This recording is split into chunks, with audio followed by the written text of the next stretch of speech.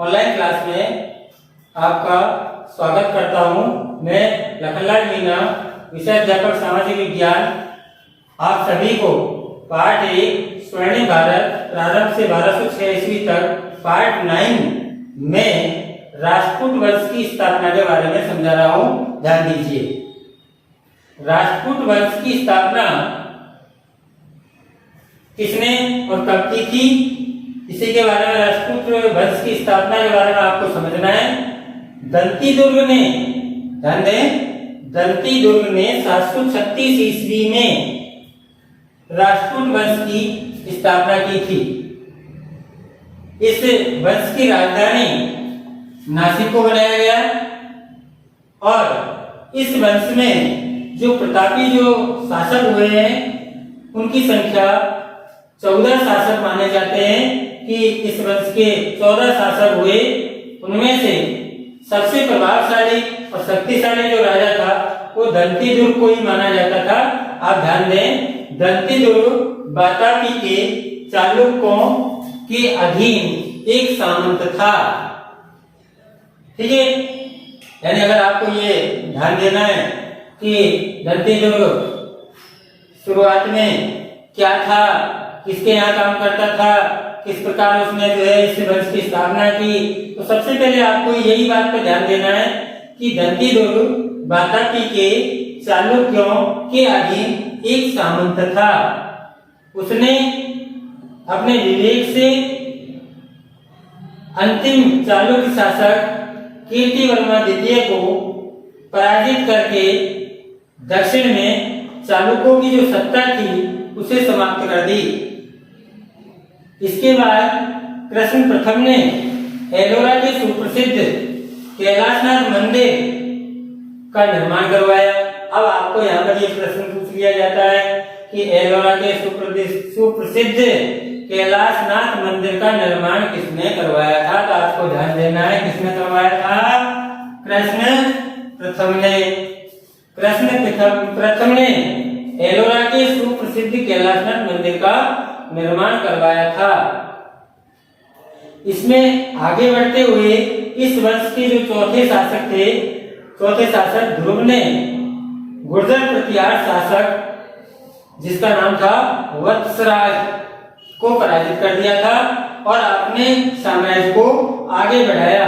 इसी प्रकार इनके बाद पांचवें शासक गोविंद तृतीय ने गुर्जर प्रतिहार शासक जिनका नाम था नागभट्ट द्वितीय को हराया और पाल शासक धर्मपाल यानी दूसरा नागभट्ट द्वितीय को भी हराया और धर्मपाल को भी पराजित किया था। राष्ट्रकूट शासक के जो राजा थे वो वैदिक धर्म का पालन अधिकांश रूप से किया करते थे। जो आपको ध्यान देना, ये जो राजा थे राजपूत वंश के, ये वैदिक धर्म के प्रबल समर्थक माने जाते थे।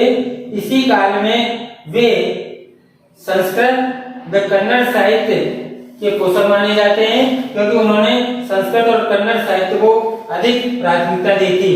इसी क्रम में अरबों ने इस वंश के जो राजा थे उन्हें वल्लहरा, यानी यहाँ पर एक छोटा सा प्रश्न आपको बना करके पूछा जा सकता है, अरबों ने राजपूत वंश के राजाओं को किस नाम से पुकारा था, तो आपको उत्तर देना है अरबों ने इस वंश के राजाओं को वल्लहरा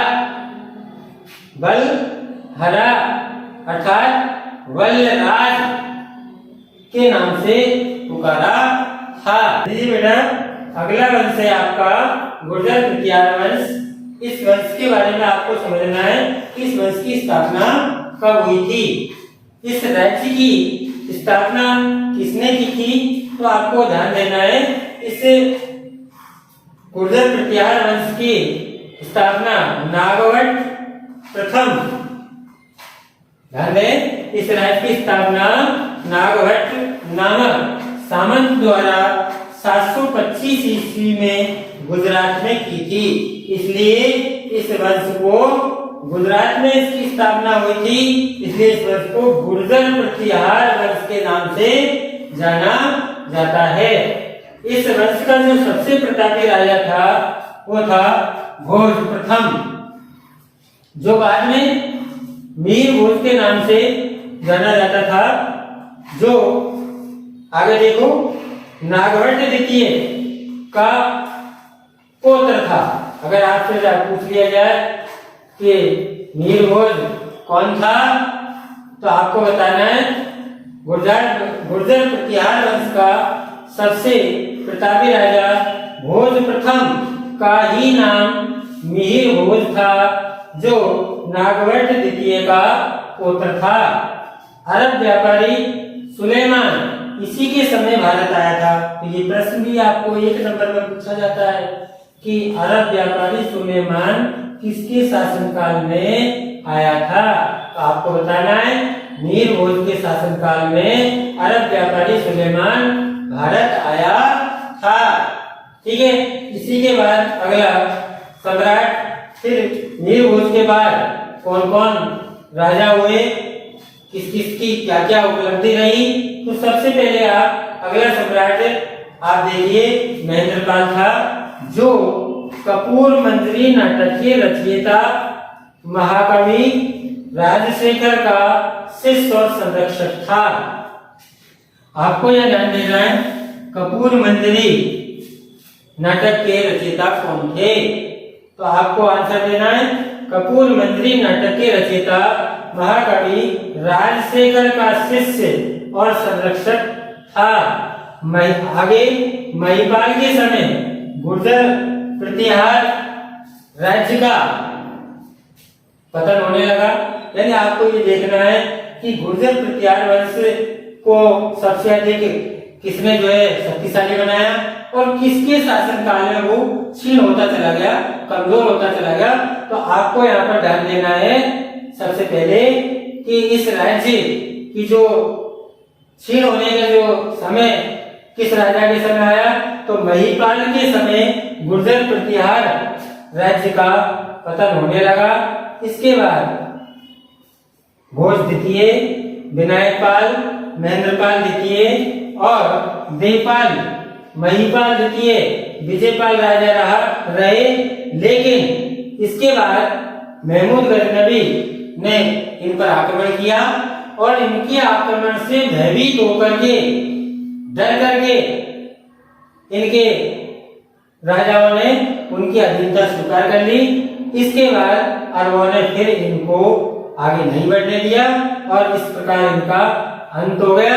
यदि आप सभी विद्यार्थियों को ये वीडियो पसंद आया हो तो आप लाइक करें, शेयर करें और इस हमारे चैनल को सब्सक्राइब करना ना भूलें, ताकि निकट में भविष्य में आपको लगातार हम इसी प्रकार आगे बढ़ाते रहें। धन्यवाद।